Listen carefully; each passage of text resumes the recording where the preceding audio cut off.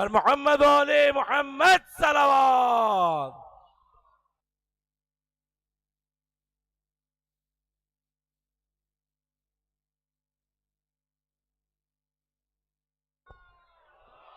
اللہم صلی علی محمد. جو مومنین اس وقت یہاں فٹ پاتھ پہ بیٹھے ہوئے ہیں، پیچھے والے مومنین کو جو ہے وہ تھوڑا سا دکھانے میں مشکل ہو رہی ہے، تو مجھ سے گزارش ہے کہ وہ نیچے تشریف رکھیں. پر محمد و آل محمد صلوات.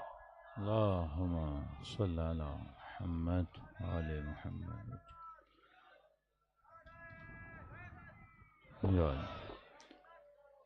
اللہم صلی علی محمد آل محمد. تمام تر شہدائے ملت جعفریہ، وہ مومنین و مومنات جو آج ہمارے درمیان نہیں، سب کو یاد رکھتے ہوئے ایک مرتبہ سورۃ الفاتحہ. بسم اللہ الرحمن الرحیم. الحمدللہ رب العالمین الرحمن الرحیم مالک یوم الدین ایاک نعبد و ایاک نستعین اهدنا الصراط المستقیم صراط الذین انعمت علیہم. بسم اللہ الرحمن الرحیم واللہ وحدہ لا شریک له. بسم اللہ الرحمن الرحیم. ربنا تقبل منا انک انت السمیع العلیم. صلوات پڑھیں محمد و آل محمد.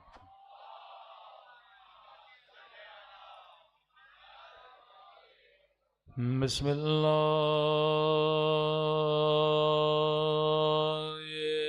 الرحمن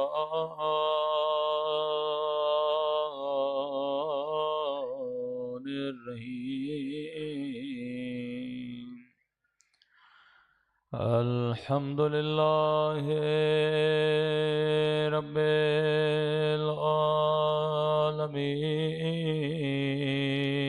العالمین. الحمد للہ کما هو اہلہ. الصلاة والسلام علی سید المرسلین وخاتم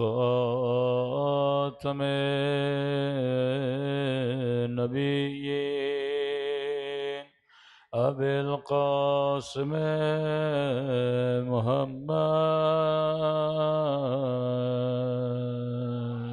اللہم صلی علی محمد وعلی آلہ الطیبین الطاہرین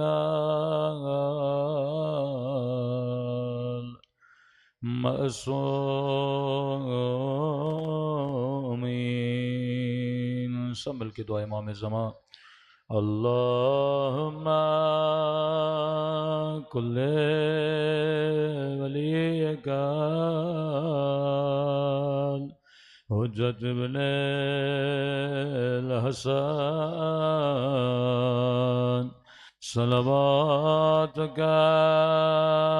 علیہ وعلی آبائه فی هذه الساعة وفي كل وليا وحافظا وقائدا وناصرا ودليلا حتى تسكنه أرضك طوعا وتمتعه فيها طويلا برحمتك يا أرحم الراحمين. صلوات پڑھیں محمد وعلی محمد. بسم اللہ الرحمن الرحیم. رب اشرح لی صدری ویسر لی امری واحلل عقدۃ من لسانی یفقہوا قولی. اما بعد فقط قال رسولنا الکریم ان الحسین مصباح الہدی وسفینۃ النجات. صلوات پڑھیں محمد وعلی محمد.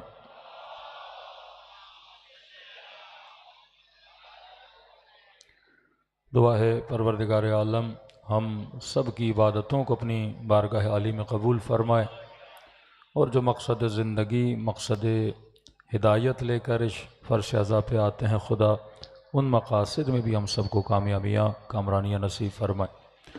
مسلسل دعوت جذبہ حسینی کے عنوان سے گفتگو ہو رہی ہے کہ پروردگار عالم نے فرش عزا ابا عبداللہ الحسین میں ایک جاذبیت رکھی، اور خدا کسی بھی چیز میں جاذبیت رکھتا ہے تو وہ حکمت سے خالی نہیں ہوتا کہ خدا ایسے ہی امام حسین کی مجلس میں جاذبیت رکھے، لوگ آئیں، گریہ کریں اور چلے جائیں۔ کیا ہوگا اس گریے سے، کیا ہوگا جمع ہونے سے؟ کوئی حکمت الہی تو ہوگی لوگوں کو جمع کرے۔ خدا مسجد میں بلاتا ہے، کوئی حکمت تو ہے۔ خدا ماہ مبارک رمضان میں پورا مہینہ، آپ کے بچے بھی آپ سے پوچھیں گے نا، میری بھوک سے، میری پیاس سے خدا کو کیا ملتا ہے؟ یہ دین حکمت ہے۔ رسول کو حکم ہوا یزکیہم ویعلمہم الکتاب والحکمہ، اے حبیب ان کا تزکیہ کرو، ان کو کتاب کا علم دو اور ان کو صاحب حکمت بناؤ۔ جب تک ہم صاحب حکمت نہیں بنتے، جب تک ہمیں یہ پتہ نہ لگے کہ واقعاً پروردگار عالم کیوں ہمیں جمع کر رہا ہے، کیونکہ آخری زمانے میں ہادیوں کی کمی تھی، جگہ جگہ سے لوگوں کی گمراہی کے اسباب فراہم ہیں، جگہ جگہ جوانوں کے لیے، نسل جوان کے لیے ہدایت کا کام تھا حکمرانوں کا، اب وہ کام کون کر رہا ہے؟ علماء کر رہے ہیں۔ رسول خدا کے زمانے میں کوئی شعبہ نہیں تھا مولویوں کا، چھٹے امام کے زمانے میں کوئی شعبہ نہیں تھا مولویوں کا کہ فرمائے اس صاحب نے مولوی بننا ہے اور اس نے مثلا تاجر بننا ہے، ایسا کوئی شعبہ نہیں تھا۔ ہدی للناس، یہ ہدایت سب کے لیے ہے۔ جب آپ نماز پڑھتے ہیں، دعا سب کرتے ہیں اہدنا الصراط المستقیم، اے خدا مجھے ہدایت عطا فرما سیدھے راستے پہ چلنے کی۔ اب آپ کہیں گے مولانا اگر ایسا ہے تو پھر مدارس کیوں بنے؟ پھر یہ مولوی غیر مولوی، یہ عالم غیر عالم، یہ کانسیپٹ تھا ہی نہیں۔ یہ کانسیپٹ کب بنا؟ جو ذمہ داری حاکم کی تھی کہ لوگوں کو دیندار بنائے۔ اب ایک عالم کہے گا بچوں کو سدھارو، تو ہمارا کام تو نہیں ہے اسکول کھولیں، حیا کا درس دیں گے، ہمارا کام تو نہیں ہے کہ ہم فیشن اینڈ ڈیزائننگ کی شاپس کھولیں اور لوگوں کو سکھائیں اور بنا کر دیں کہ خواتین نے کون سے کپڑے پہننے ہیں، جوانوں نے کون سے کپڑے پہننے ہیں۔ یہ کس کے کنٹرول میں؟ حاکمیت کے کنٹرول میں۔ لوگوں کی بیماری کا مسئلہ حاکم، لوگوں کے روزگار کا مسئلہ حاکم، لوگوں کی تعلیم کا مسئلہ حاکم، یونیورسٹیز حاکمیت کے کنٹرول میں۔ تبھی حکومت کا بحث اتنا اہم ہے، تبھی خدا من کنت مولا کا اعلان کر رہا ہے میدان غدیر خم میں کہ اگر تم نے حاکم برا چنا تمہاری نسلیں تباہ و برباد ہو جائیں گی۔ اور یہ علم خدا میں تھا کہ یہ لوگ آل رسول کو اس طرح سے قتل کر دیں گے، جن کا کام بشریت کی ہدایت کا تھا یہ انہی کو ماریں گے۔ ایک ٹیچر جو اسکول میں پڑھانے آئے، شاگرد اسی کو گولی مار دے۔ ایک پروفیسر جو آپ کو علم دینے آئے، اسی کو قتل کر دیں۔ ایک عالم جو آپ کی ہدایت کے لیے آئے، آپ اسی کو مار دو۔ ماں کیا ہے؟ رعوف ہے، رحیم ہے، مہربان ہے، اب بیٹا ماں کو ہی مار دے، باپ کو ہی مار دے۔ یہ کس سے دشمنی کر رہا ہے؟ ماں سے یا اپنے آپ سے؟ کوئی اپنے گھر کی چھت اپنے اوپر گرا دے، یہ اس گھر سے دشمنی نہیں کر رہا، یہ اپنے آپ سے کر رہا ہے۔ انسان نے وہی کام کیا کہ ہدایت کا کام جو تھا، کیونکہ الناس علی دین ملوکہم، لوگ کس کے دین پر ہوتے ہیں؟ حاکموں کو۔ پالیسیز حاکم بناتا ہے، قانون حاکم بناتا ہے، امپلیمنٹ کرنا حاکم کا کام ہے۔ عالم تو منبر سے صرف آواز دے گا نا۔ امام حسین نے آواز سے ایک قدم آگے بڑھایا کہ اب حاکم بہت ہو گیا، بے دینی بہت ہو گئی، اب لوگوں کے اندر وہ غیرت دینی بھی ختم ہو گئی کہ یزید کے خلاف آواز بھی اٹھائیں۔ کہ مکے میں اصحاب رسول کے بچے نہیں رہتے تھے، کہ عبداللہ ابن عمر نہیں تھے، کہ عبداللہ ابن زبیر نہیں تھے، کتنی اکابر شخصیتیں مکے میں تھیں، لیکن وہ جرتیں ختم ہو گئی تھیں کہ ظلم کے خلاف آواز کو بلند کیا جائے۔ تبھی فرزند رسول کربلا کے میدان میں آئے۔ فرما خرجت لاصلاح امت جدی، میں اس لیے نکلا تاکہ اپنے جد رسول کی امت کی اصلاح کروں۔ اب 5 منٹ سوچئے کس چیز کی اصلاح کروں؟ کیا امت نماز نہیں پڑھ رہی تھی؟ کیا امت حج نہیں کر رہی تھی؟ کیا امت عمرہ نہیں کر رہی تھی؟ وہی ابا عبداللہ الحسین حج پہ جاتے ہیں اور اتنا جمع کثیر ہے حج پہ مسلمانوں کا، عابدوں کی کمی نہیں، زاہدوں کی کمی نہیں۔ اس نظریے کی اصلاح کرنے کے لیے نکلا ہوں کہ تم مسجد میں بیٹھ کے نماز پڑھ رہا ہے لیکن تیرے اوپر ایک فاسق حکومت کر رہا ہے، دین خدا کا مذاق بنایا جا رہا ہے کہ نہ کوئی وحی آئی، لعب الہاشم، یہ وہ کھیل تھا جو بنو ہاشم نے کھیلا۔ اس لیے دین اسلام آیا تھا کہ رسول خدا بت پرستوں کو شکست دے کے اور حکومتوں کو پلیٹ پہ رکھ کے فاسق اور فاجروں کے حوالے کر دیں؟ فرمایا نہیں قطعاً۔ تبھی ہر مسلمان پہ 3 اطاعتوں کو واجب کیا، اطیعوا اللہ واطیعوا الرسول واولی الامر منکم، اطاعت کرو اللہ کی، رسول کی۔ تیسری اطاعت بارہا مجالس میں ممبروں پہ پڑھ چکا ہوں، اولی الامر کی تیرے اوپر اطاعت واجب ہے، جیسے اللہ کی اطاعت ویسے رسول کی اطاعت ویسے صاحب امر۔ اب ترجمہ، یا آپ کہو کہ صاحب امر سے مراد اہل بیت ہے تو پھر شیعہ بننا پڑے گا، کہو کہ 1400 سال سے ہمارے بزرگوں نے غلطی کی، اولی الامر سے مراد صاحب ایمان، اولی الامر سے مراد صاحب عدالت، اولی الامر سے مراد صاحب حکمت، اولی الامر سے مراد اللہ کے صالح بندے، پھر در علی پہ آنا پڑے گا، در حسن پہ آنا پڑے گا، در حسین پہ آنا پڑے گا۔ یا کہو نہیں اس سے مراد اہل بیت نہیں ہے، تو جب اہل بیت نہیں ہے تو پھر کون ہے؟ پھر یزید آ جاتا ہے، پھر ہارون اور مامون آ جاتے ہیں۔ اب میں نے کہا کہ ان کو رسمیت اور قانونی حیثیت دینے کے لیے پھر جھوٹی حدیثیں بنائی گئیں، وہ سب آپ کو سنا چکا ہوں کہ نبی نے فرمایا حاکم کیسا بھی ہو اس کی اطاعت کرو۔ اب ایک طرف یہ تضاد عقیدہ ہے کہ ایک طرف مسلمان یہ دعا کرے اہدنا الصراط المستقیم، اے خدا مجھے سیدھے راستے پہ ہدایت دے، دوسری طرف رسول خدا یہ کہیں کہ حاکم چاہے تیرا فاسق بھی ہو فاجر بھی ہو تیرے اوپر اس کی اطاعت کیا ہے، واجب ہے، تو نسل کو دیندار کیسے بناؤں؟ آج حاکم کہتا ہے اسرائیل پہ لعنت نہ بھیجو، آج حاکم کہتا ہے امریکہ کو برا بلا نہ کہو، اور قرآن کہتا ہے ظالموں پہ لعنت بھیجو، میں کس کی مانوں؟ دین کہتا ہے با حیا بنو، حاکم کہتا ہے اگر ملک میں بے حیائی بھی ہے، کنسرٹس بھی ہیں، سنیما بھی ہیں، بے حیا جو کچھ چل رہا ہے آپ کو حق نہیں ہے کیونکہ قانون نے اس کی اجازت دی ہے، آپ کیا کرو گے؟ چلو پچھلے زمانوں میں یزید آیا، بنو عباس آئے، بنو امیہ آئے، ہمارا سروکار ان سے نہیں ہے کیونکہ ہم مبتلا بہ نہیں ہیں۔ اب یزید میرے لیے تو خطرہ نہیں تھا، اس زمانے والوں کے لیے تھا، ہارون میرے لیے خطرہ تو نہیں تھا، اس زمانے والوں کے لیے تھا، امین میرے لیے تو خطرہ نہیں، اس زمانے والوں کے لیے ہے۔ اب سوال یہ ہے میں آج کے زمانے میں رہتا ہوں، میں نے اپنے دین کو 2026 میں بچانا ہے، میں نے اپنے ایمان کو آج کے زمانے میں بچانا ہے، اور قرآن کہتا ہے تیرے اوپر 3 اطاعتیں واجب ہیں، اللہ کی اطاعت واجب ہے، رسول کی اطاعت واجب ہے، اور اولی الامر کی اطاعت واجب ہے۔ اور مفتی اور مولوی نے ترجمہ کر دیا کہ اولی الامر سے مراد وقت کا حاکم ہے۔ تو ہم سب پہ شہباز شریف کی اطاعت کیا ہے؟ واجب ہے۔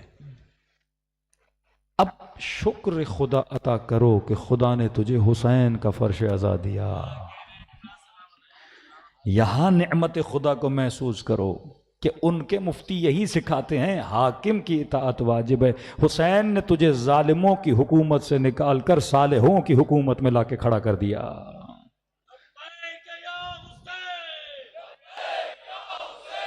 لبیک یا حسین،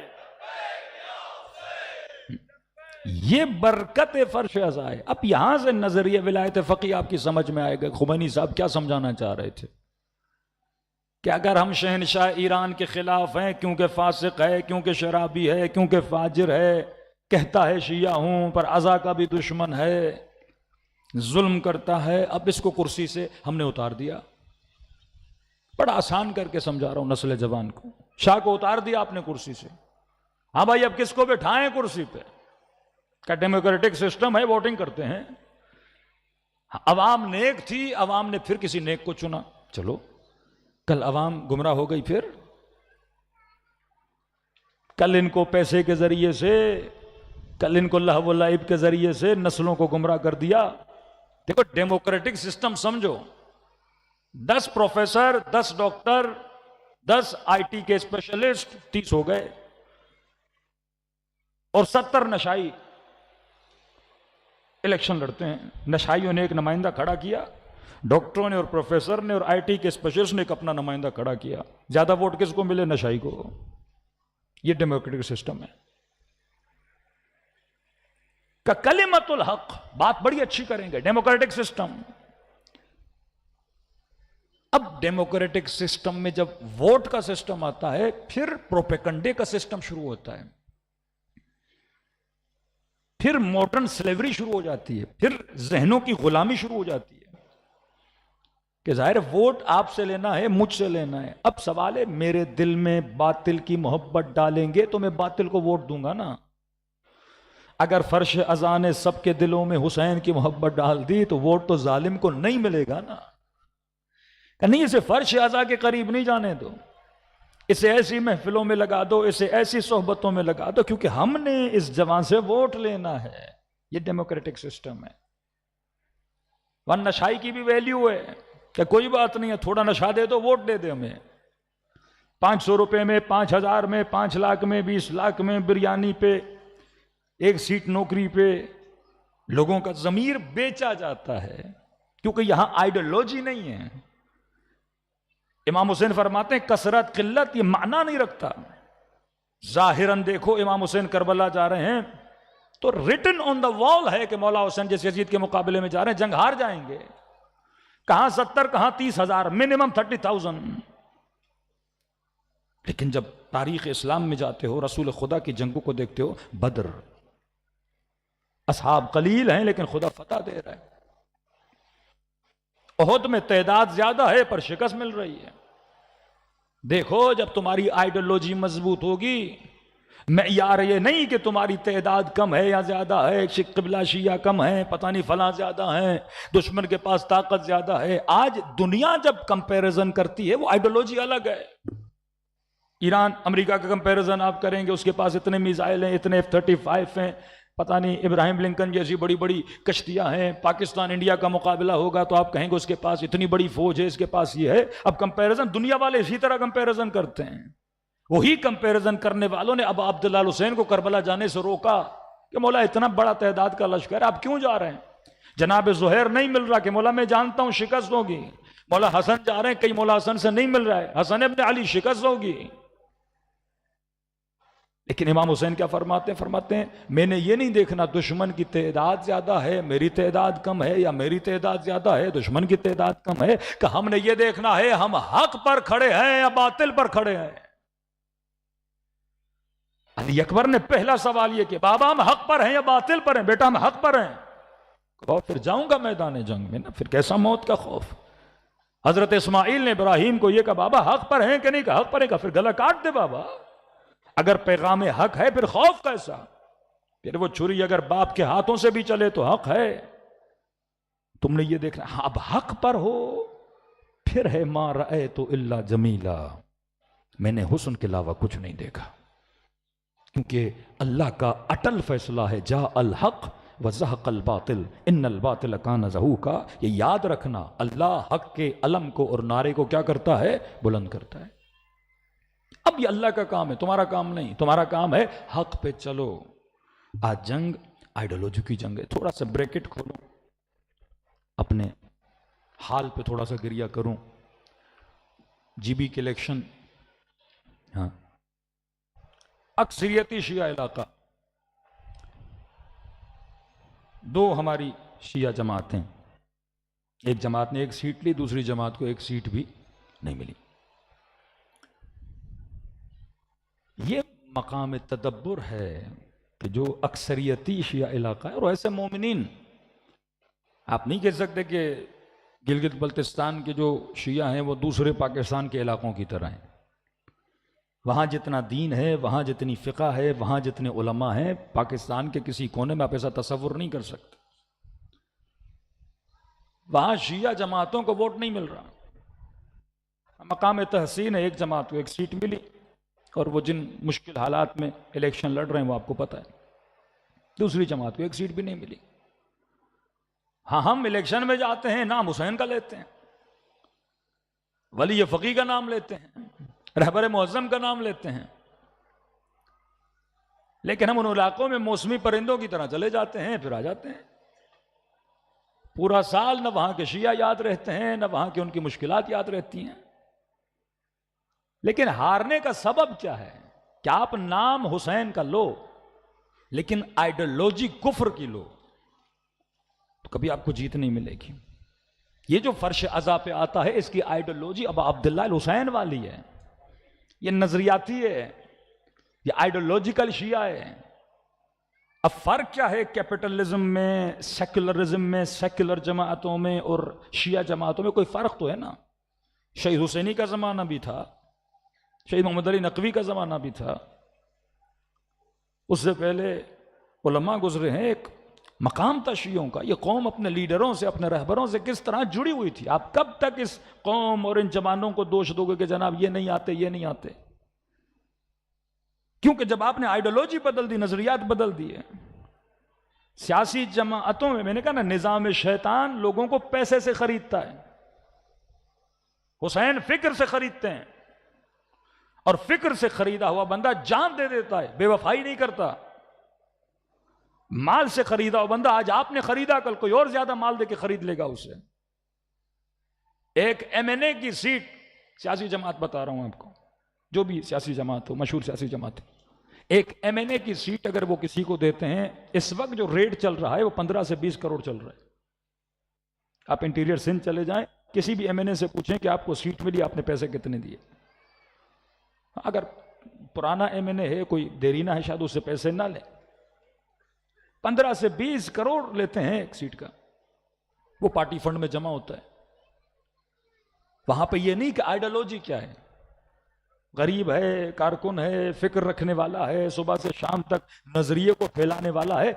ہاں کچھ سیاسی جماعتیں ہیں جو نظریے کے بنیاد پہ سیٹ دیتی ہیں، لیکن اکثریت جو نظام ہے وہ پیسے کے ذریعے سے۔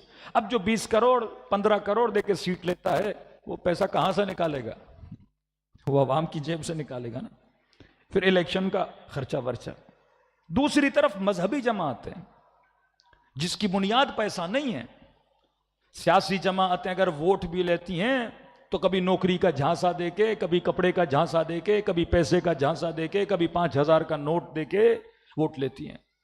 لیکن جو مذہبی جماعتیں تھیں، مذہبی جماعتیں بنی ہی آئیڈیالوجی پر، بنی ہی فکر پر، وہاں عہدے بانٹے جاتے تھے آئیڈیالوجی کی بنیاد پر۔ مثلا آئی ایس او بنی، آئی او بنی، پہلے تحریک جعفریہ، آئی ایس او، وہ یوتھ، وہ جوان ہوتے تھے جو یونیورسٹیز میں پڑھتے تھے، اسلامک اسٹوڈنٹ آرگنائزیشن۔ ان اسٹوڈنٹ، اب کیونکہ یونیورسٹی جا رہے ہیں تو سیکولر نظام ہے، پھر میں نے کہا مدرسے اور یونیورسٹی کا نظام الگ کر دیا۔ یہ برٹن کی سب سے بڑی سازش تھی، دین سب کے لیے تھا، صرف مولویوں کے لیے نہیں تھا۔ اب کا اس کا علاج کیا نکالیں؟ بچہ یونیورسٹی جا رہا ہے، بچی ڈاکٹر بننے جا رہی ہے، یونیورسٹی کا نظام سیکولر ہے۔ وہ ایسا نظام ہے جب آپ اس نظام میں پلتے ہیں وہ آپ کے سسٹم کے سافٹ ویئر کو ویسا بنا دیتا ہے۔ پھر مذہبی آرگنائزیشنیں بنی تاکہ کم از کم اس جوان کو انقلابی تو بنائیں۔ میرا کام یہ نہیں کہ میں صرف اپنے بچے کو ڈاکٹر بناؤں، انجینئر بناؤں۔ اب آپ نے دین و دنیا کو جب الگ کر دیا کہ یہ مدرسے میں جائے گا دین سیکھے گا اور یہ یونیورسٹی میں جائے گا دنیا سیکھے گا، اور یہاں پر اگر کوئی مولوی نماز نہ پڑھے تو لوگ چیختے ہیں مولانا نماز نہیں پڑھ رہے، جیسے دین ہی مولوی کے لیے اترا ہے۔ مولانا ہے، روزہ نہیں رکھ رہے، ہاں آپ نہ رکھو تو مسئلہ نہیں ہے، کیونکہ دین آپ کے لیے اترا ہی نہیں ہے۔ دین مفتی کے لیے، دین مولوی کے لیے۔ چھٹے امام کے زمانے میں کوئی مدرسہ نہیں تھا، جتنے مولا کے شاگرد تھے، کوئی کپڑے کا کام کرتا تھا، کوئی صراف کا کام کرتا تھا، کوئی مثلا ایگریکلچر کا کام کرتا تھا، کوئی چرواہا، تو دین سب کے لیے۔ یہ تو ایک سازش آئی نا۔ اب جب آپ یونیورسٹیوں بچے بھیجو گے، کوئی ڈاکٹر بنا رہا ہے، کوئی انجینئر، کوئی پولیس والا، کوئی فورسز میں بندے بھیج رہا ہے، لیکن کیونکہ دیندار نہیں ہے تو یہ فاسق پولیس والا بنے گا، دیندار نہیں ہے فاسق ڈاکٹر بنے گا، دیندار نہیں ہے فاسق انجینئر، کسائی بن جائے گا، یہ ڈاکٹر نہیں ہوگا کسائی ہوگا۔ میں نے علم تو دیا، اسے انسان نہیں بنایا۔ میں نے علم تو دیا، اسے علم دنیا تو دیا، علم دین نہیں دیا۔ اسے مٹیریلسٹ دنیا کی نالج تو دی لیکن علم روح نہیں دیا۔ لیکن حسین کے پاس جب آتے ہو، کیوں فرش ازا عمومی ہے؟ یہاں صرف مولوی نہیں آتے، عوام الناس آتی ہے، کیونکہ امام حسین کو پتا تھا بچے یونیورسٹی میں جن کو دین سیکھنا ہے مدرسے میں، کوئی ایک مدرسہ تو حسین نے بھی بنانا تھا نا، جہاں ہر نسل اور ہر فکر کا بندہ بیٹھے، تاکہ ابا عبداللہ آپ کو خدا سے جوڑے رکھیں۔ ڈاکٹر ہو تو دیندار بنو، پولیس میں ہو تو دیندار بنو، راشی نہ بنو۔ یہ نظام ابا عبداللہ الحسین ہے، یہ نظام حسین ابن۔ اب ہماری مذہبی جماعتوں نے کیا کیا؟ وہی نظام اپنایا، سیٹیں بیچو، آئیڈیالوجی کو چھوڑو۔ مذہبی جماعتوں کے اندر اب جب الیکشن ہو رہے ہیں، باقاعدہ ان کے اپنے لوگ ہمیں آ کے رپورٹ دیتے، مولانا اب ووٹ لینے کے لیے یہ ہے کہ ہم آپ کو گھر بنا کے دیں گے، نلکا لگا کے دیں گے، بیٹی کی شادی کرا کے دیں گے، آپ ووٹ کسے دو؟ ہمیں دو۔ جب آپ نے آئیڈیالوجی ختم کر دی اور پیسے کے بیس پہ آپ ووٹ خرید رہے ہو، پھر جی بی کے لوگوں نے شکایت کی کہ مولانا سیٹ اور ٹکٹ ان لوگوں کو دی گئی ہے جو پہلے شیعہ دشمنی کر چکے ہیں، جو پہلے تحریک اسلامی پہ حملے کر چکے ہیں، ایسے لوگوں کو انہوں نے آ کے سیٹیں دی ہیں، سرمایہ دار طبقے کو پیسے کے زور پر۔ بھائی پیسے کے دور پہ حسین کا نظریہ خریدا نہیں جاتا۔ دوسری چیز، جس طرح ہم ڈیلی مجلس میں کہہ رہے ہیں کہ حسین کا نام لے رہے ہو یا مرد آباد پر یزیدیت کہہ رہے ہو تو یزیدیت شناس بھی بنو۔ کب تک رہبر کا نام بیچو گے؟ کب تک ولی فقیہ کا نام؟ رہبر سے کچھ سیکھو بھی تو صحیح۔ عوام اور رہبر میں کنیکشن ہوتا ہے، لیڈر میں اور عوام میں ایک ربط ہوتا ہے۔ آج وہ ربط کیوں نہیں ہے؟ اگر لوگ آپ کی آواز پہ نہیں نکل رہے، اگر لوگ آپ کو نہیں سن رہے، یہ کمزوری آپ کی ہے کہ آپ نے اپنا تعلق عوام سے کیا کیا ہوا ہے؟ کمزور کیا ہوا ہے۔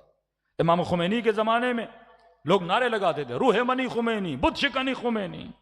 5 بچے ایک ماں نے خمینی صاحب کے حکم پہ قربان کر دیے راہ اہل بیت میں۔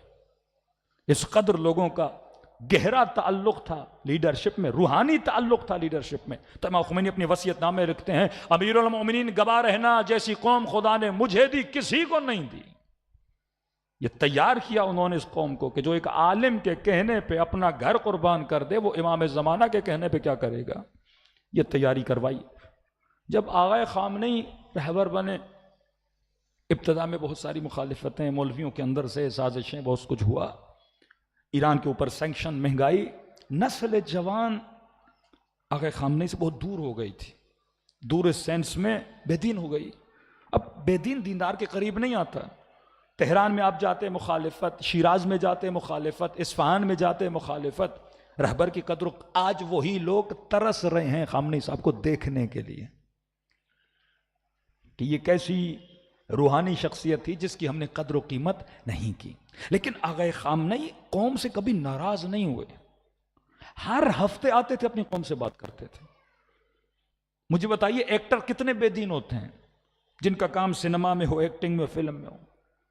ان کو بھی آغا خامنئی بلاتے تھے، نشست رکھتے تھے۔ شاعروں کو بلاتے تھے، نشست رکھتے تھے۔ بچیاں 9 سال کی جب بالغ ہوتی تھی ان کو بٹھاتے تھے، نماز پڑھاتے تھے۔ جوانوں کو بٹھاتے تھے، تاریخ دانوں کو بٹھاتے تھے، مذہبی جماعتوں کو بٹھاتے تھے، ہر طبقے سیاسیون کو بٹھاتے تھے، جو ان کے سخت ترین مخالف ہوتے تھے ان کو بٹھاتے تھے۔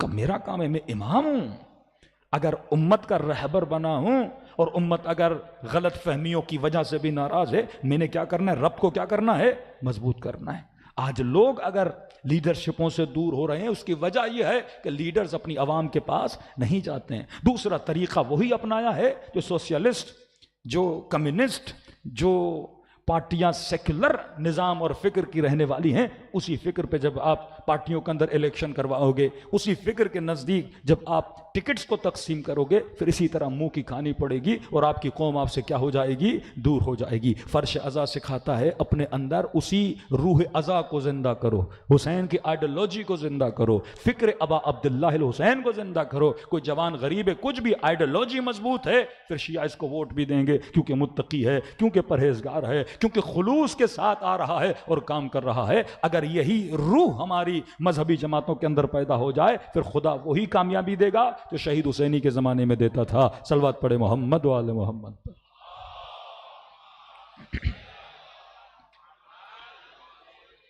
ازا ابا عبداللہ الحسین، یہ جاذبہ تب آئے گا جب حسین کے اصولوں پر عمل کرو گے۔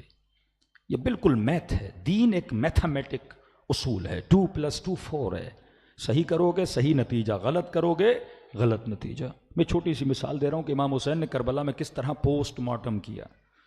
صرف یہ نہیں کہا کہ تم حسین کو قتل کرنے آئے، فرمایا ملئت بطونکم من الحرام، تمہاری شکم لقمہ حرام سے بھر چکی ہے۔ مطلب اگر انٹرنس بری ہے تو ایگزٹ پہ کیا ہوگا؟ برا ہوگا۔ حضرت لقمان کی نصیحتیں جوان پڑھیں، فرمایا اگر تم گندم کا دانہ بو رہے ہو تو فصل کون سی اگے گی؟ گندم کی۔ توقع نہ رکھو کہ چنا اگے گا۔ حرام کھا رہے ہو، اس کا نتیجہ بھی کیا نکلے گا؟ حرام کا نکلے گا۔ جان باز جنگ صفین امام حسین کا قاتل بن جاتا ہے۔ اب چھوٹی سی مثال دوں، آئیڈیالوجی کیا ہوتی ہے؟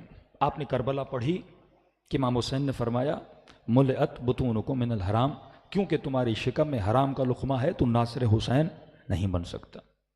ہاں، دنیا میں کبھی ایسا وقت آئے گا تو اپنے امام کے مقابلے میں اپنے کردار کے ذریعے سے شاید کھڑا ہو جائے، جب تک تو توبہ نہ کرے۔ اب میں نے کربلا سے یہ سیکھا، اس کا مطلب میں اپنی زندگی کا اسلوب بنا دوں کہ میں جہاں پر بھی کام کروں کوئی بھی ایسا معاملہ انجام نہ دوں جس کا نتیجہ کیا ہو؟ حرام ہو۔ ایک عام حرام جو معاشرے میں ہوتا ہے، شاید کسی کی توجہ نہ ہو، میں ہلکا سا اشارہ کر رہا ہوں، کیونکہ دیکھو نظام خدا، نظام اہل بیت اور نظام شیطان کا فرق ہے۔ وہاں صرف مال مال اور مال، اور یہاں بھی ہے پیسہ بناؤ، لیکن اصولوں کے تحت شیطان بتاتا ہے پیسہ کہاں لگانا ہے، حسین بھی بتاتے ہیں پیسہ کہاں لگانا ہے۔ یہ راہ خیر میں خرچ کرواتے ہیں اور راہ وہ لہب میں خرچ کرواتے ہیں۔ اب آپ دکان پہ جاتے ہو کوئی پروڈکٹ خریدنے، مثلاً آپ نے ایک شرٹ اٹھائی، سیل لگی ہوئی ہے اور اس کی قیمت ہے 999 روپیے۔ یہ کیا ہے؟ دیکھو کتنی ظرافت ہے دین خدا میں۔ اس نے اٹریکٹ کرنے کے لیے آپ کو بولا 999۔ دنیا کا سب سے بڑا جھوٹ، شرٹ دیتا 1000 روپے میں، لکھتا 999۔ اس کو پتا ہے 1 روپیہ کون واپس لے گا؟ یا آپ کہتے ہو بھائی 1 روپیہ دو، تو کہتا بھائی کھلا نہیں ہے میرے پاس، 1 روپیہ نہیں ہے۔ تو آپ کو نہ چاہتے ہوئے بھی 1000 دینا پڑتا ہے، کیونکہ آپ کہتے ہیں 1 روپے کی ویلیو کیا ہے۔ اب یہ جو 1 روپیہ لوگوں سے کما رہا ہے، یہ حلال ہے یا حرام ہے؟ کیونکہ آپ قلبی طور پہ راضی نہیں ہو، اس نے آپ کو ایسی سچویشن میں لا کے رکھ دیا کہ آپ کو 1 روپیہ دینا پڑ رہا ہے، آپ راضی نہیں ہو۔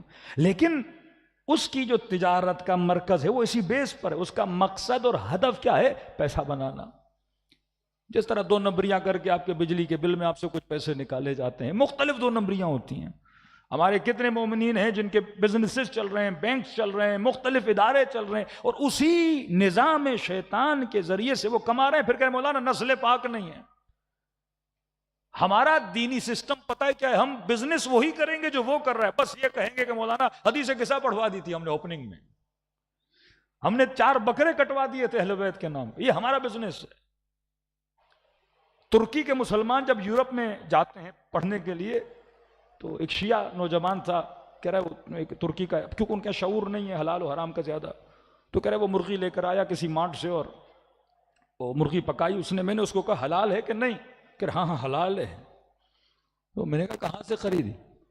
اس نے کہا فلاں مارٹ سے لے کر آیا۔ کہا اس مارٹ میں تو حلال مرغی ہے ہی نہیں، اب کیسے کہتے ہو حلال ہے؟ کہا بھائی ہے نہیں ہے، میں یہاں پہ لایا، بسم اللہ الرحمن الرحیم پڑھ کے میں نے بنایا تو کیا ہو گئی ہے؟ پاک ہو گئی۔ سارا کام حرام کیا حدیث قصہ پڑھ کے پاک کر دو گے؟ سارا بزنس تمہارا وہی ویسٹرن مائنڈ سیٹ کی بنیاد پہ، وہی سود، وہی ساری 2 نمبریاں، اور آپ کہو کہ جناب ہم ہفتے میں 4 بکروں کو ذبح کر کے اور اہل بیت کا نام لے کے بزنس کو کیا کر دیں گے؟ حلال کر دیں گے۔ نہیں، یہ نظام آئیڈیالوجی پہ چلتا ہے۔ اگر آئیڈیالوجی آف ابا عبداللہ الحسین نہیں ہے، کیونکہ اس نظام میں حکمت ہے، اس نظام میں عقلانیت ہے، یہ نظام انسان کو امام مہدی سے ملاتا ہے، اور تب تک حجت خدا سے نہیں مل سکتے جب تک تم اپنی زندگی میں احتیاط سے کام نہیں لیتے اور امام حسین کے اصولوں پہ نہیں چلتے۔ صلوات پڑھے محمد و آل محمد۔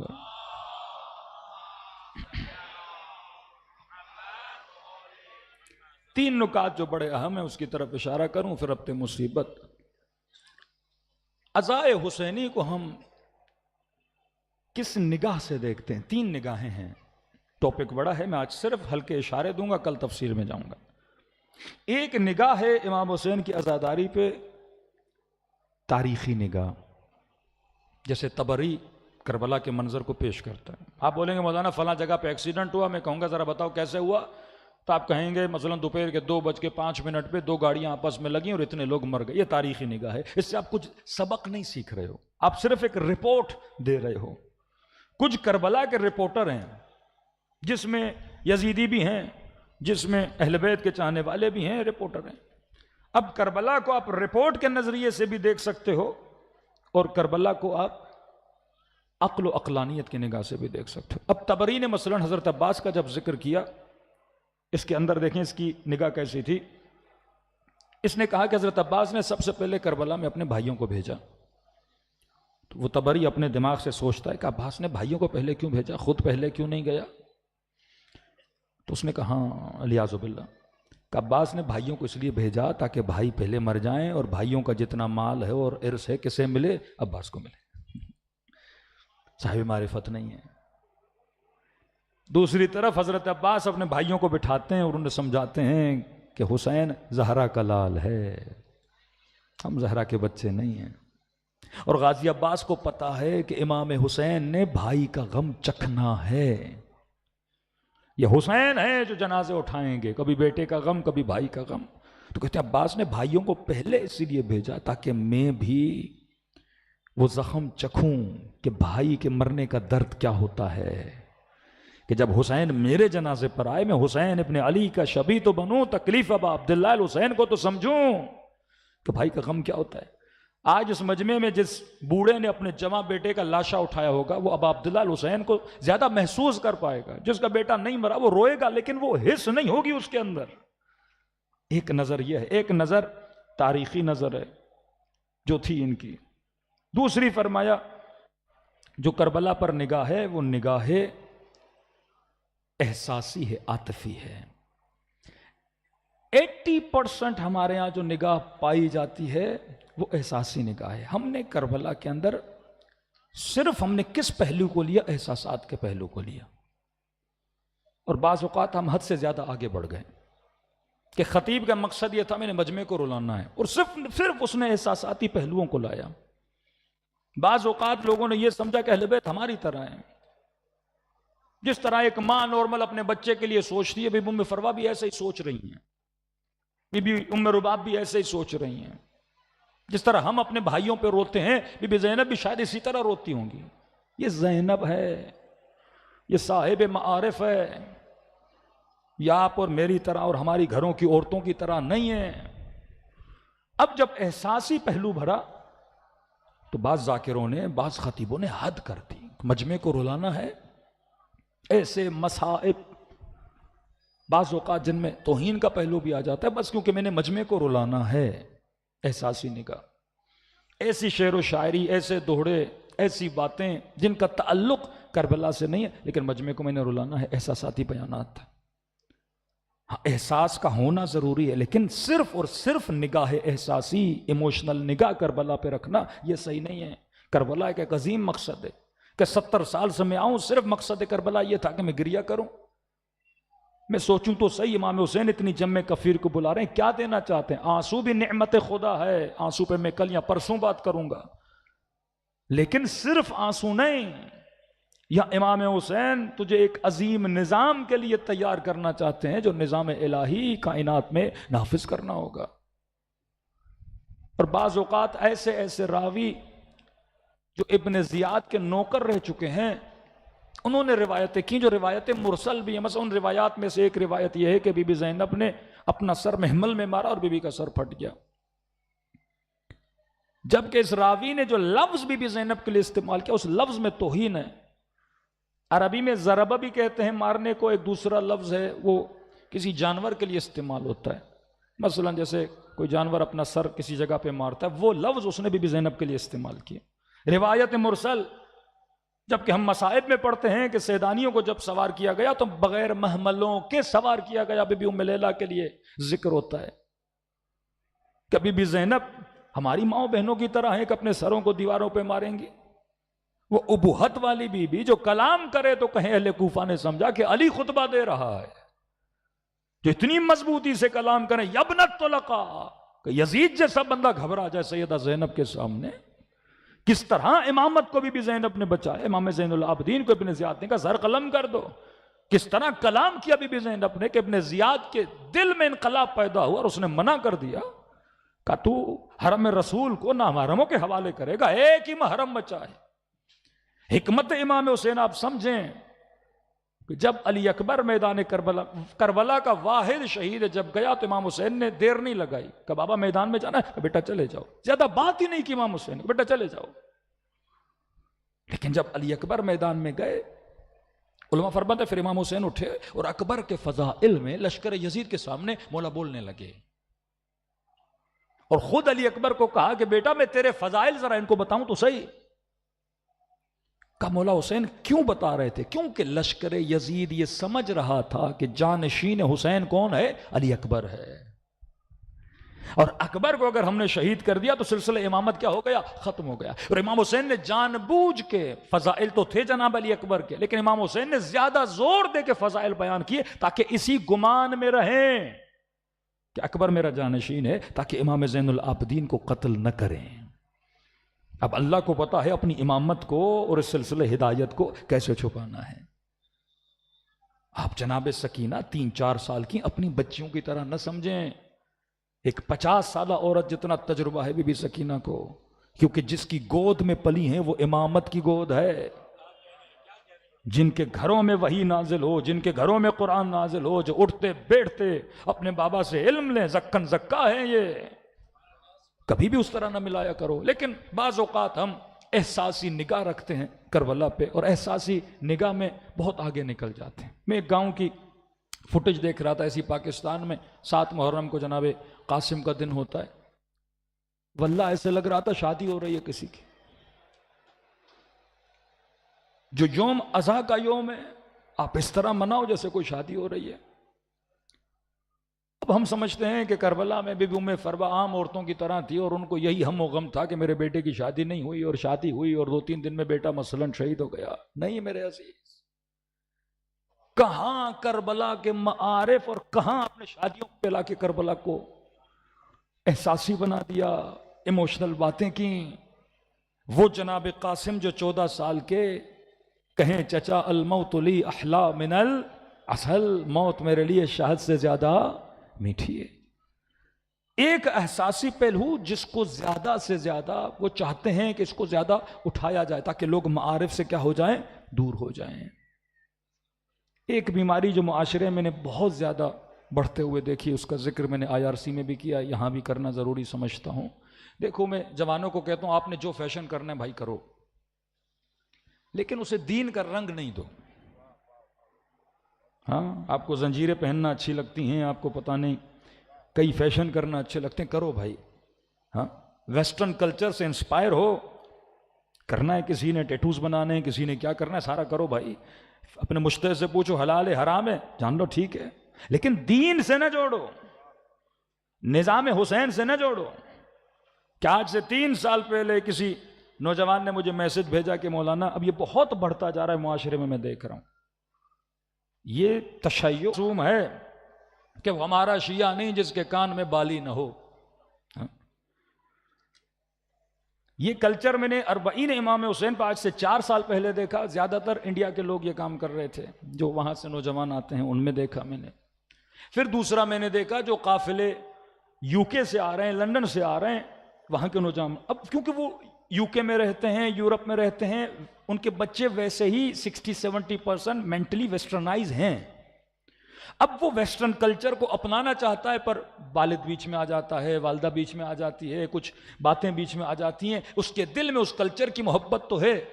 اب دین کا جب بہانہ ملتا ہے تو اس کے لیے بڑا آسان ہو جاتا ہے۔ ابھی بالی پہننا حرام نہیں، آپ کا شوق ہے 2 پہنو، 4 پہنو، 6 پہنو، ہم منع نہیں کرتے، لیکن اس کو نسبت پر اب عبداللہ الحسین نہیں دو، نسبت دین نہیں لگاؤ۔ یہ سوچنا بھی کتنا عبث ہے، انسان سوچے 5 منٹ کے لیے، انسان پروردگار عالم کی دربار میں مجبور ہوتا ہے توبہ کرنے پر۔ یہ سوچنا بھی عبث ہے کہ آپ سوچے امام زمانہ آئے اور کان میں کوئی بالی ہو، والعیاذ باللہ۔ یہ تشیع کو ایک ایسی جگہ دھکیلنا، پھر آپ نہ کہو اہل سنت کو کہ ٹخنوں تک شلواریں کیوں کرتے ہیں، ان کا مذاق نہیں اڑایا کرو۔ جبکہ وہ تو حدیث میں بھی ہے نا، اس کی میں نے تفصیلاً کئی مرتبہ گفتگو کی ہے، لیکن ہم کہتے ہیں کیونکہ حکمت نہیں ہے، نبی نے امیروں کا لباس جو زمین پہ لباس کو رونتے تھے ان کو کہا کہ اپنے لباس کو چھوٹا کر کے آؤ تاکہ امیری کی نشانی نہ ہو، ریاکاری کی نشانی نہ ہو، وہ حکمت سمجھو۔ لیکن وہ حکمت بغیر سمجھے آج بھی وہی کام کرتے ہیں۔ آپ کئی شاعر، کئی شعراء مذاق اڑاتے ہیں، آج ہم کہاں کھڑے ہیں؟ ہماری نوجوان نسل کہاں کھڑی ہے؟ ہماری نوجوان نسل کو کہاں دھکیلا جا رہا ہے، لے جایا جا رہا ہے کہ مولانا یہ ماتمی ہے، یہ عزادار ہے، یہ نہیں، یہ تقسیم کہاں سے آئی؟ حسین کا عزادار ماتمی بھی ہوتا ہے، حسین کا عزادار نمازی بھی ہوتا ہے، حسین کا عزادار روزے دار بھی ہوتا ہے، حسین کا عزادار دیندار بھی ہوتا ہے۔ یہ مجموعہ ہے تمام تر خوبیوں کا، کہ اگر دیندار بننا ہے تو کامل ہو کے دیندار بنو، یہ نہیں کہ آدھا یہاں سے لو آدھا وہاں سے لو۔ یہ وہ احساسی پہلو ہے۔ نسبت امام حسین سے دے کے اس جوان کو کوئی کام کروایا جاتا ہے، اب 5 منٹ سوچے اس سے کیا میرے دین میں اور آخرت میں فائدہ آئے گا؟ جناب والا، کوئی ایسا کام کرو جس میں تمہارے علم میں، تمہاری معرفت میں کوئی تعمیری کام ہو جس سے قوم کو فائدہ دے سکو۔ ایسا کام کرو جس کا نہ فائدہ ہے نہ نقصان ہے، اور اس کو نسبت کس سے دی جائے؟ محمد اور آل محمد سے دی جائے۔ صلوات پڑھے محمد و آل محمد پر۔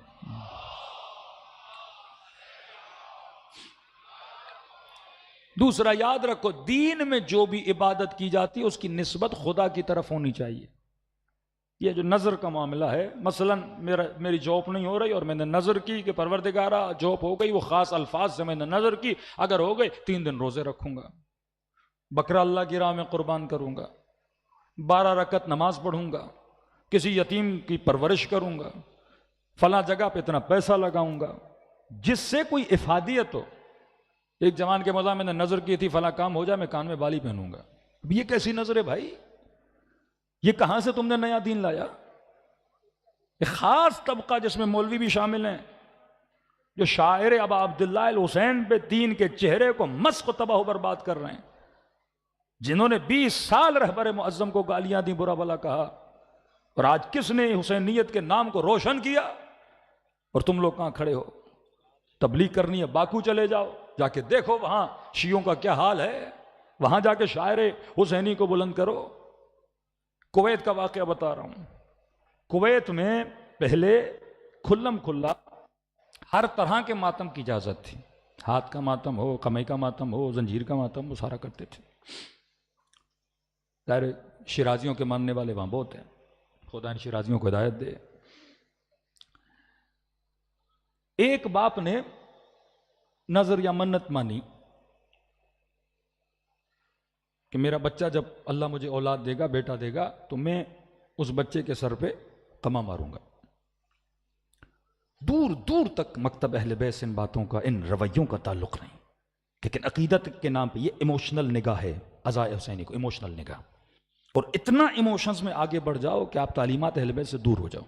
جو مقصد عزا تھا کہ امام حسین نے فرمایا 6 مہینے کے بچے پیدا، ان کے سروں پہ قمع مارو۔ بچہ پیدا ہوا 6 مہینے کا یا 4-5-6 مہینے کا بچہ، محرم کا مہینہ آ گیا، اس نے ماں کو کہا، ہائی فائی قسم کا مولائی تھا، کہا کہ میں بچے کو ماروں گا۔ وہی ماں ہے، ماں کا دل نرم ہوتا ہے، کہا چھوٹا ہے بڑا تو ہونے دو، میں نہیں کہتے نہیں کرو، بڑا تو ہونے دو، کہا نہیں میری منت ہے۔ ماں روئی، گڑ گڑایا، کہا نہیں میں تو ماروں گا، میری منت ہے، امام حسین نے بیٹا دیا ہے اور تم مولا کے راستے میں۔ اب ایسا بلیک میل، ایموشنل بلیک میل کرنا کہ وہ بیچاری خاتون پریشان ہو جائے۔ بہت منع کیا کہ چھوٹا بچہ ہے، ابھی چھوٹا ہے، ابھی کمزور ہے، کہ نہیں۔ یہ کسی بھی کویت میں رہنے والے مومن سے پوچھیں گے آپ کو بتائے گا۔ اس نے بچے کے سر پہ مارا، اتنا خون اس بچے کا بہا، وہ بچہ دنیا سے چلا گیا۔ اس ماں نے اس پہ کیس کر دیا کہ اس نے میرے بچے کا کیا کیا ہے؟ قتل کیا ہے۔ یہ جیل میں چلا گیا۔ اس دن کے بعد کویت میں خونی ماتم پہ کیا ہو گئی؟ پابندی ہو گئی، اس کی وجہ سے۔ اب پابندی لگنا نہ لگنا الگ معاملہ، لیکن کتنا پورے کویت میں شیعوں کے چہرے کو انہوں نے کیا کیا؟ خراب کیا۔ ایک نگاہ احساسی، ایک نگاہ تاریخی، ایک نگاہ ابا عبداللہ الحسین کی طرف نگاہ تمدن ہے کہ حسین کائنات میں سب سے بڑی سویلائزیشن بنانے کے لیے آئے ہیں، یہ امام امت ہیں، حسین حکومت مہدی کے نفاذ کے لیے آئے ہیں. تبھی فرمایا رجعت کے بعد امام زمانہ جب سب سے پہلا جو امام آئے گا وہ امام حسین ہے، وابا عبداللہ الحسین ہے. کہ فرش عزا پہ آؤ، عقل و شعور کو بڑھاؤ، کربلا سے صرف زخموں کو لے کر نہ جاؤ، ان زخموں کے پیچھے جو زینب کبریٰ کی نگاہ ہے کہ اتنی بڑی قربانی خدا نے کربلا میں امام حسین کے ذریعے سے دلوائی، اور اس قربانی کا فلسفہ یہ ہے کہ میرے عزیز ایک دن آئے گا کہ ہماری آنکھیں حجت خدا کے چہرے کو دیکھیں گی، ہمارے کان یہ آواز سنیں گے کہ انل مہدی. اور جب تعارف کروائیں گے تو کل بھی کہا تعارف اپنے جد حسین سے کرائیں گے کہ میں انتقام لینے کے لیے آیا ہوں. لوگ پوچھیں گے کس کا انتقام؟ کہیں گے میرے جد حسین جو کربلا میں پیاسے مارے گئے تھے، اس کا انتقام. میرے عزیز آج کا دن ننھے سے باب الحوائج کا دن ہے. 6 مہینے کا بچہ، 6 مہینے کا بچہ، لیکن بڑوں پہ بھاری پڑ گیا. کہتی یہ واحد شہادت ہے جس کی شہادت کے بعد شیطان چیخا تھا کہ یہ علی اصغر وہ کربلا کا واحد شہید ہے جس نے چہروں سے نقابوں کو اتار دیا. ایران کے بہت بڑے عالم دین فرماتے جب صدام نے اٹیک کیا تو میں نے زیارت عاشورہ کا چلہ نکالا کہ خدا زیارت عاشورہ پڑھ رہا ہوں تاکہ یہ حملے اٹیکس رک جائیں. کہتا 39 دن ہو گئے، 39 ڈیز ہو گئے، لیکن حملے نہیں رکے. امام حسین سے شکایت کی ابا عبداللہ آپ کی زیارت عاشورہ پڑھ رہا ہوں، حملے ابھی تک نہیں رکے. کہ خواب کے عالم میں امام حسین کو دیکھا کہ اگر چاہتے ہو خدا تیری دعا کو قبول کرے تو خدا کو میرے علی اصغر کا واسطہ دو.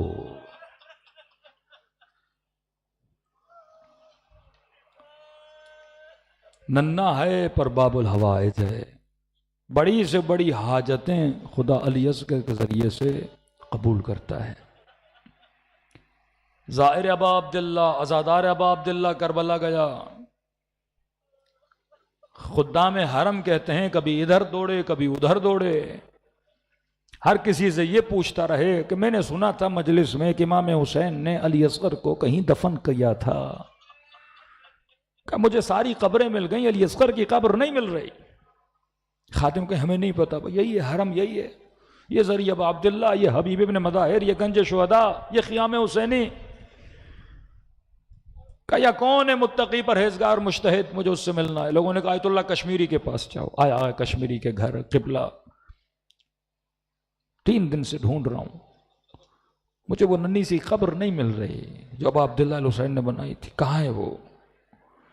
آئے کشمیری کہتے ہیں پہلی مرتبہ کسی نے سوال کیا کہ لوگ جاتے ہیں زیارت کر کے آ جاتے ہیں. انہوں نے کہا کہ بیٹا 3 دن کے بعد آنا، میں ذرا کتابوں میں دیکھ لوں.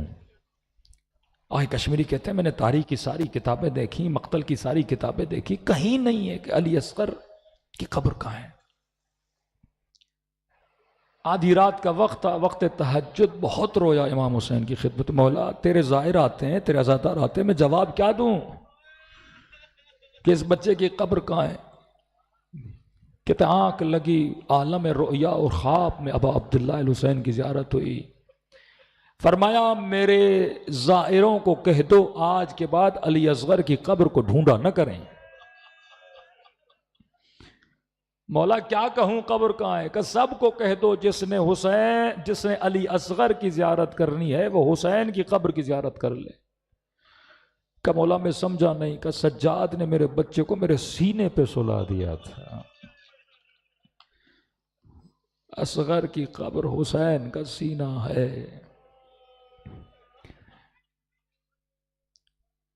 سب نے 6 مہینے کا بچہ اپنی گود میں لیا ہوگا نا، سب کو تجربہ ہے.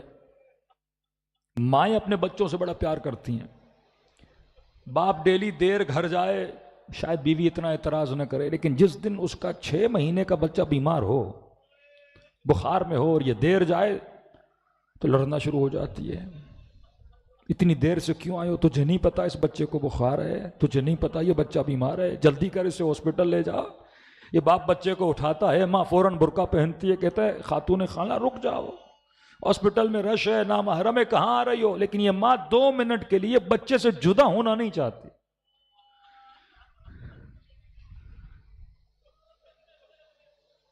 راوی کربلا کہتا ہے کربلا میں 3 سر ایسے تھے، جب ان کو کاٹا گیا تو بدن میں روح تھی۔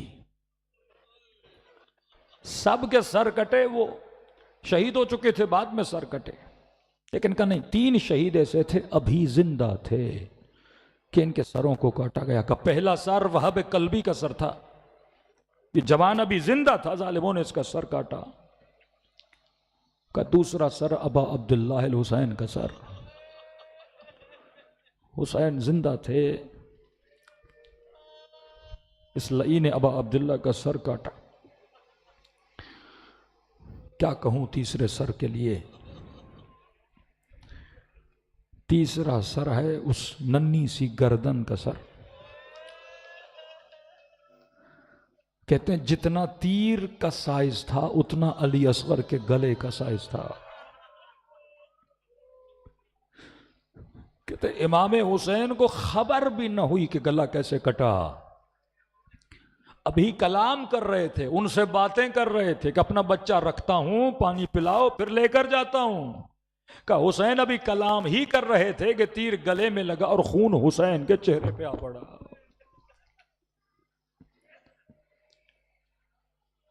کیسے حسین 2 جگہوں پہ ابا عبداللہ الحسین، راوی کہتا ہے حیرت میں پڑ گئے کہ آگے بڑھوں یا پیچھے جاؤں۔ فرمایا ایک جنازہ علی اکبر کا جنازہ تھا کہ حسین کو سمجھ نہیں آیا کہ جنازے کو خیموں میں لے کر جاؤں تو کیسے لے کر جاؤں۔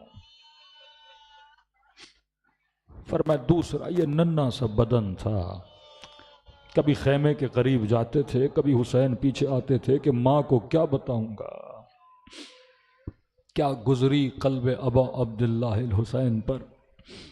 دلوں کو کربلا کی طرف روانہ کریں، سلام کریں ان ہستیوں پر جنہوں نے اتنی بڑی قربانیاں دے کر ہماری نسلوں کو شعور دیا۔ السلام علی الحسین وعلی علی ابن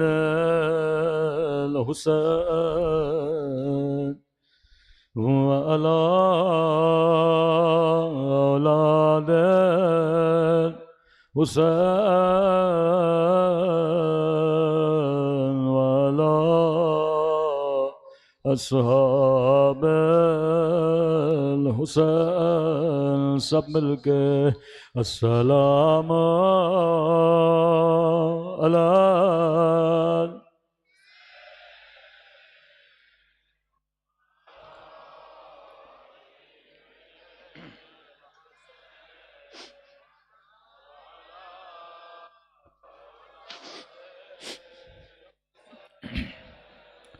وعلی اصحاب الحسین۔ حسین کی صدا بلند ہو، السلام علی الحسین وعلی علی ابن وعلی اولاد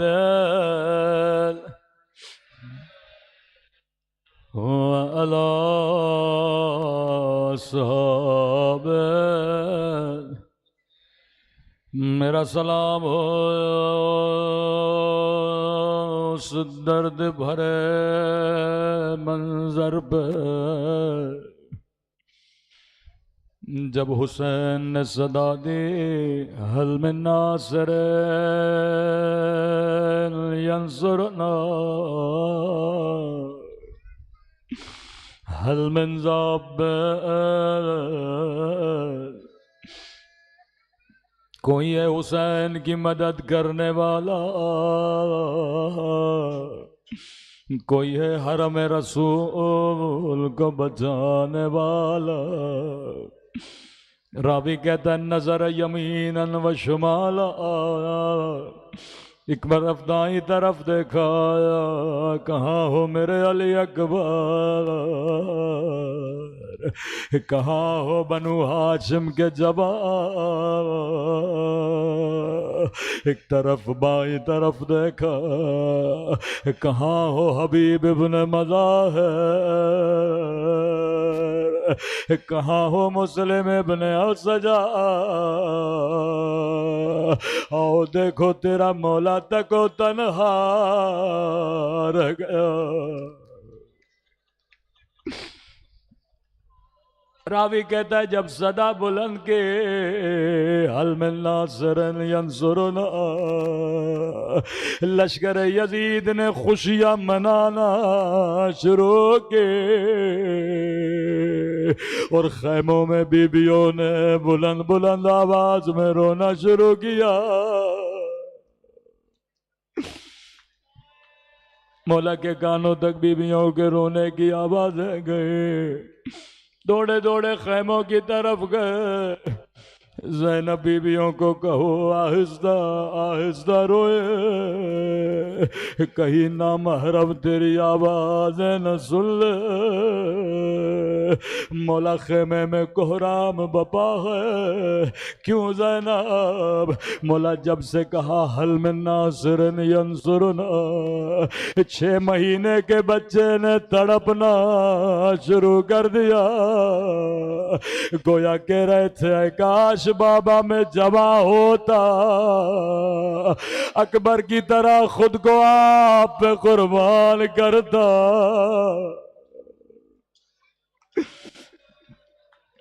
مولا علی اصغر نے خود کو جھولے سے زمین پہ گرا دیا ہے، زینب میرے اصغر کو لا، میں اسے سیراب کراؤں گا۔ گودی میں لیا، آنکھوں کے نیچے کالے نشان، شدت پیاس سے بچے کے ہونٹ پھٹ چکے تھے، روایت کے جملے گئے جیسے گود میں لیا، ابا کے دامن سے چہرے کو ڈھانپا، کہنے لگے بچے کی کھال بڑی نرم ہے، کربلا کی دھوپ بڑی گرم ہے۔ اللہ حسین کی مظلومیت،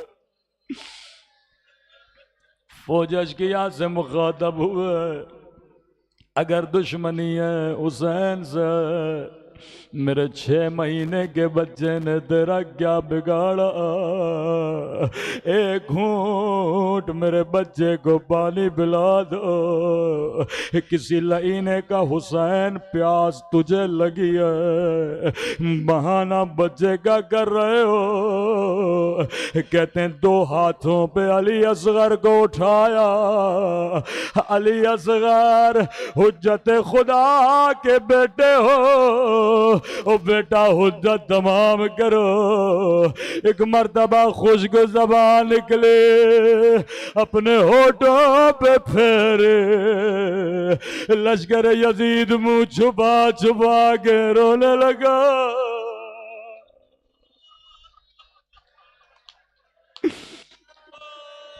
ہائے اپنے ساتھ نے کہا اور ملا اقدا کلام الحسین، کہیں لشکر میں انقلاب نہ آ جائے، جلدی کر حسین کے کلام کو قطع کر۔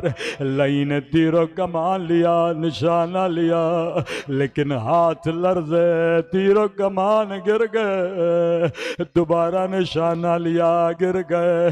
لئی نے کہا ہرملا کیا حسین سے ڈرتے ہو یا علی اصغر سے ڈرتے ہو؟ کہا دونوں سے نہیں ڈرتا، لیکن جب تیر و کمان لیتا ہوں کیا دیکھتا ہوں، ایک کالے برقعے میں بی بی ہے، سر پہ قرآن ہے، کہہ رہی ہے ہرملا میرے بچے نے تیرا کیا بگاڑا؟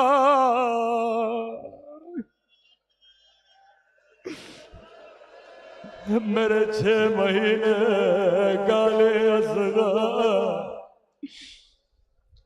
لئی نے کہا میں تیری آنکھوں پہ پٹی باندھ دوں تو نشانہ لے. میرے استاد پڑھا کرتے تھے عربوں کے پاس 2 طرح کے تیر ہوتے تھے. ایک تیر انسانوں کو گرانے کے لیے, ایک تیر گھوڑوں کو گرانے کے لیے. لئی نے وہ تیر اٹھایا جس کا وزن علی اصغر سے زیادہ تھا. یہ تیر کما سے نکلا من الاذن الى الاذن بالذبح علی اصغر.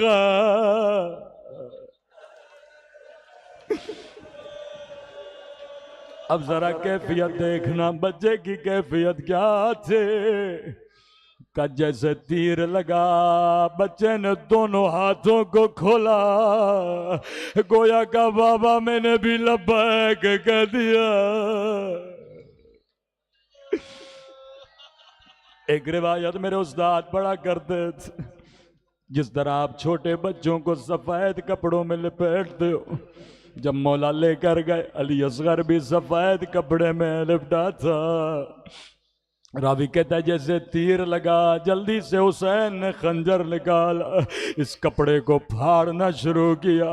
کسی نے چوتھے امام سے پوچھا مولا کیوں کر رہے تھے؟ فرمایا بابا چاہتے تھے بچے کو تڑپنے میں آسانی ہو. علی اکبر نے بھی ایڑیاں رگڑی تھے, میرے اصغر کو بھی تکلیف لو.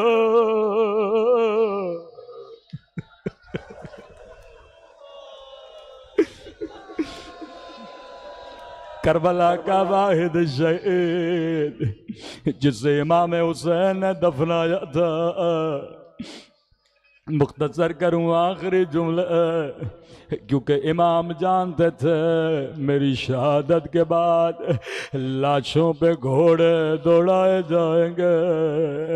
کہاں گھوڑوں کی ٹاپوں کا وزن, کہاں میرے علی اصغر کا للہ بدل. اپنے بچے کو دفنایا, لیکن مولا یہ مجمع تیری مظلومیت پہ قربان. ہائے حسرت حسین, 11 محرم کا دن آیا. لئی نے کہا یہ ننھی سی گردن کہاں ہے؟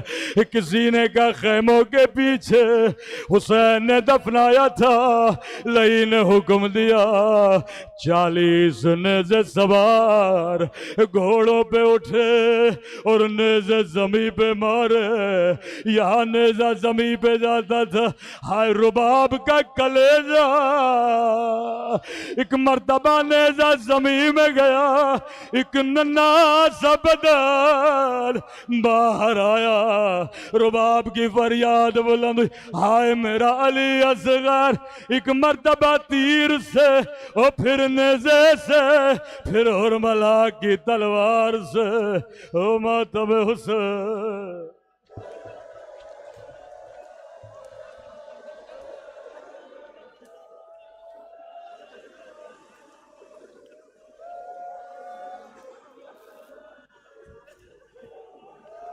انجمن